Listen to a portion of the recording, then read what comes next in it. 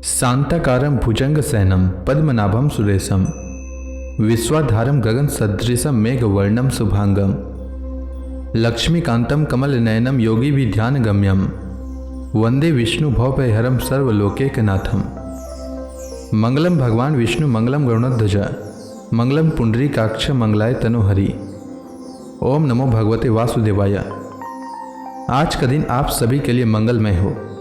आज मैं अगन मास कथा का 17वां अध्याय सुनाने वाला हूँ। तो आइए सुनते हैं अगन मास कथा का 17वां अध्याय। कल के अध्याय में आपने सुना था कि जब प्रहलाद जी को गुरु जी के यहाँ भेज दिया गया तब वे वहाँ पर दानव कुमारों को भगवान विष्णु के बारे में उपदेश देने लगे। उसके बाद क्या हुआ, आइए आज के अध्याय में सुनते हैं। श्री पराशर जी बोले, प्रहलाद जी की ऐसी चेष्टा देख दैत्यों ने दैत्यराज हिरण्यकशिपु से डरकर उससे सारा वृतांत कह सुनाया और उसने भी तुरंत अपने रसोइयों को बुलाकर कहा। हिरण्यकशिपु बोला, अरे सुदगण, मेरा यह दुष्ट और दुर्मति पुत्र औरों को भी कुमार्ग का उपदेश देता है, अतः तुम शीघ्र ही इसे मार डालो। तुम उसे उसके बिना जाने समस्त खाद्य पदार्थों में हलाहल विष मिलाकर दो और किसी प्रकार का सोच विचार न कर उस पापी को मार डालो। श्री पराशर जी बोले, तब उन रसोइयों ने महात्मा प्रहलाद को जैसे उनके पिताजी ने आज्ञा दी थी उसी के अनुसार विष दे दिया। हे मैत्रेय, तब वे उस घोर हलाहल विष को भगवान नाम के उच्चारण से विमंत्रित कर अन्न के साथ खा गए तथा भगवान नाम के प्रभाव से निस्तेज हुए उस विष को खाकर उसे बिना किसी विकार के पचाकर स्वस्थ चित्त से स्थित रहे। उस महान विष को पचा हुआ देख रसोइयों ने भय से व्याकुल हो हिरण्यकशिपु के पास जाकर उसे प्रणाम करके कहा। सुदगण बोले, हे दैत्यराज, हमने आपकी आज्ञा से अत्यंत तीक्ष्ण विष दिया था, तथापि आपके पुत्र प्रहलाद ने उसे अन्न के साथ पचा लिया। हिरण्यकशिपु बोला, हे पुरोहितगण, शीघ्रता करो, शीघ्रता करो, उसे नष्ट करने के लिए अब कृत्या उत्पन्न करो और देरी न करो। श्री पराशर जी बोले, तब पुरोहितों ने अति विनीत प्रहलाद से उसके पास जाकर शांतिपूर्वक कहा। पुरोहित बोले, हे आयुष्मान, तुम त्रिलोकी में विख्यात ब्रह्मा जी के कुल में उत्पन्न हुए हो और दैत्यराज हिरण्यकशिपु के पुत्र हो। तुम्हें देवता अनंत अथवा और भी किसी से क्या प्रयोजन है? तुम्हारे पिता तुम्हारे तथा संपूर्ण लोकों के आश्रय हैं और तुम भी ऐसे ही होगे। इसलिए तुम यह विपक्षी की स्तुति करना छोड़ दो। तुम्हारे पिता सब प्रकार प्रशंसनीय हैं और वे ही समस्त गुरुओं में परम गुरु हैं। प्रहलाद जी बोले, हे महाभागगण, यह ठीक ही है। इस संपूर्ण त्रिलोकी में भगवान मरीचि का यह महान कुल अवश्य ही प्रशंसनीय है। इसमें कोई कुछ भी अन्यथा नहीं कर सकता और मेरे पिताजी भी संपूर्ण जगत में बहुत बड़े पराक्रमी हैं, यह भी मैं जानता हूँ। यह बात भी बिल्कुल ठीक है।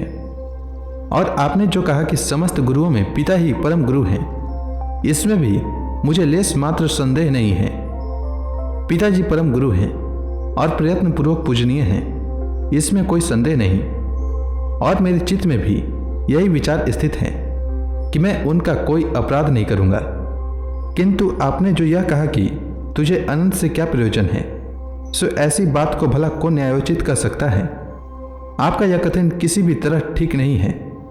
ऐसा कहकर वे उनका गौरव रखने के लिए चुप हो गए और फिर हंसकर कहने लगे, तुझे अनंत से क्या प्रयोजन है? इस विचार को धन्यवाद है। हे मेरे गुरुगण, आप कहते हैं कि तुझे अनंत से क्या प्रयोजन है। धन्यवाद है आपके इस विचार को। अच्छा, यदि आपको बुरा न लगे तो मुझे अनंत से जो प्रयोजन है सो सुनिए। धर्म, अर्थ, काम और मोक्ष, ये 4 पुरुषार्थ कहे जाते हैं। ये चारों ही जिनसे सिद्ध होते हैं उनसे क्या प्रयोजन? आपके इस कथन को क्या कहा जाए? उस अनंत से ही दक्ष और मरीचि आदि तथा अन्य अन्य ऋषिश्वरों को धर्म, किन्हीं अन्य मुनीश्वरों को अर्थ एवं अन्य किन्हीं को काम की प्राप्ति हुई है। किन्हीं अन्य महापुरुषों ने ज्ञान, ध्यान और समाधि के द्वारा उन्होंने तत्व को जानकर अपने संसार बंधनों को काटकर मोक्ष पद प्राप्त किया है। अतः संपत्ति, ऐश्वर्य, महात्म्य, ज्ञान, संतति और कर्म तथा मोक्ष, इन सब की एकमात्र मूल श्रीहरि की आराधना ही उपार्जनीय है। हे द्विजगण, इस प्रकार जिनसे अर्थ, धर्म, काम और मोक्ष ये चारों ही फल प्राप्त होते हैं, उनके लिए भी आप ऐसा क्यों कहते हैं कि अनंत से तुझे क्या प्रयोजन है? और बहुत कहने से क्या लाभ? आप लोग तो मेरे गुरु हैं, उचित अनुचित सभी कुछ कह सकते हैं, और मुझे तो विचार भी बहुत ही कम है। इस विषय में अधिक क्या कहा जाए? मेरे विचार से तो सबसे अंतःकरणों में स्थित एकमात्र वे ही संसार के स्वामी तथा उसके रचयिता, पालक और संहारक हैं। वे ही भोक्ता और भोज्य तथा वही एकमात्र जगदीश्वर हैं। हे गुरुगण, मैंने बाल्य भाव से यदि कुछ अनुचित कहा हो तो आप क्षमा करें। पुरोहित गण बोले, अरे बालक, हमने तो यह समझ कर कि तू फिर ऐसी बात न कहेगा तुझे अग्नि में जलने से बचाया है। हम यह नहीं जानते थे कि तू ऐसा बुद्धिहीन है। रे दुर्मते, यदि तू हमारे कहने से अपने इस मोह में आग्रहों को नहीं छोड़ेगा तो हम तुझे नष्ट करने के लिए कृत्य उत्पन्न करेंगे। प्रहलाद जी बोले, कौन जीव किससे मारा जाता है और कौन किससे रक्षित होता है? शुभ और अशुभ आचरणों के द्वारा आत्मा स्वयं ही अपनी रक्षा और नाश करता है। कर्मों के कारण ही सब उत्पन्न होते हैं और कर्म ही उनकी शुभाशुभ गतियों के साधन हैं। इसलिए प्रयत्न पूर्वक शुभ कर्मों का ही आचरण करना चाहिए। श्री पराशर जी बोले, उनके ऐसा कहने पर उन दैत्यराज के पुरोहितों ने क्रोधित होकर अग्नि शिखा के समान प्रज्वलित शरीर वाली कृत्या उत्पन्न कर दी। उस अति भयंकरी ने अपने पादाघात से पृथ्वी को कंपित करते हुए वहां प्रकट होकर बड़े क्रोध से प्रहलाद जी की छाती में त्रिशूल से प्रहार किया, किंतु उस बालक के वक्ष स्थल में लगते ही वह तेजों में त्रिशूल टूटकर पृथ्वी पर गिर पड़ा और वहां गिरने से भी उसके सैकड़ों टुकड़े हो गए। जिस हृदय में निरंतर अक्षुण्ण भाव से श्री हरि भगवान विराजते हैं, उसमें लगने से तो वज्र के भी टुकड़े टुकड़े हो जाते हैं। त्रिशूल की तो बात ही क्या है। उन पापी पुरोहितों ने उस निष्पाप बालक पर कृत्या का प्रयोग किया था, इसलिए तुरंत ही उसने उन पर वार किया और स्वयं भी नष्ट हो गई। अपने गुरुओं को कृत्या द्वारा जलाए जाते देख महामति प्रहलाद, हे कृष्ण रक्षा करो, हे अनंत बचाओ, ऐसा कहते हुए उनकी ओर दौड़े। प्रहलाद जी कहने लगे, हे सर्वव्यापी विश्वरूप जनार्दन, इन ब्राह्मणों की इस मंत्राग्नि रूप दुस्सह दुख से रक्षा करो। सर्वव्यापी जगत गुरु भगवान विष्णु सभी प्राणियों में व्याप्त हैं। इस सत्य के प्रभाव से ये पुरोहित गण जीवित हो जाएं। यदि मैं सर्वव्यापी और अक्षय श्री विष्णु भगवान को अपने विपक्षियों में भी देखता हूँ तो ये पुरोहित गण जीवित हो जाएं। जो लोग मुझे मारने के लिए आए, जिन्होंने मुझे विष दिया, जिन्होंने आग में जलाया, जिन्होंने दिग्गजों से पीड़ित कराया और जिन्होंने सर्पों से डसाया, उन सब के प्रति मैं समान मित्र भाव से रहा हूँ और मेरी कभी पाप बुद्धि नहीं हुई।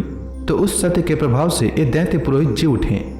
श्री पराशर जी बोले, ऐसा कहकर उनके स्पर्श करते ही वे ब्राह्मण स्वस्थ होकर उठ बैठे और उस बालक से कहने लगे।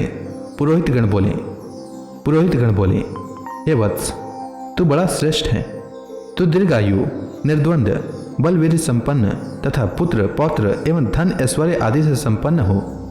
श्री पराशर जी बोले, हे महामुने, ऐसा कर पुरोहितों ने दैत्यराज हिरण्यकशिपु के पास जा उसे सारा समाचार ज्यों का त्यों सुना दिया। तो इसी के साथ यह अध्याय समाप्त हुआ। इसके आगे हिरण्यकशिपु ने क्या किया वह मैं अगले अध्याय में बताऊंगा। तब तक के लिए भगवान विष्णु का नाम लेते रहें। तो प्रेम से बोलिए भगवान विष्णु की जय, श्री कृष्ण भगवान की जय, लक्ष्मी माता की जय, तुलसी माता की जय, समस्त देवी देवताओं की जय।